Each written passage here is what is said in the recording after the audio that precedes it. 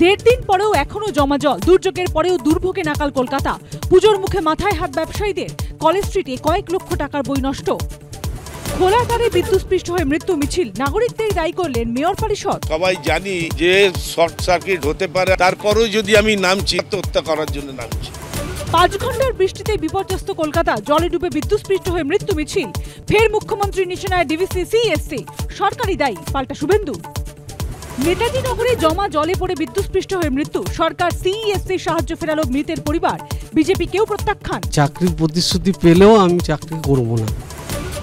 বৃষ্টি থেকে রেহাই নেই পুজোর, ফের দুর্যোগের ভ্রুকুটি, নতুন করে তৈরি হতে পারে নিম্নচাপ। পঞ্চমীতে বাড়বে বৃষ্টি, অষ্টমীতে ফের নিম্নচাপের আশঙ্কা। পূর্ণ রাজ্য ঘোষণার দাবিতে ছাত্র পুলিশ সংঘর্ষে লাদাখ, সোনাম ওয়াংচুকের ডাকে পথে নেমে বিক্ষোভ, সিআরপিএফ এর গাড়িতে আগুন। কেন্দ্র রাজ্য সরকারি মেডিকেল কলেজে আরো 5023টি আসন, এমবিবিএস এ আসন নিয়ে কেন্দ্রীয় মন্ত্রিসভার বৈঠক, স্নাতকোত্তরেও বাড়ছে 5000 আসন।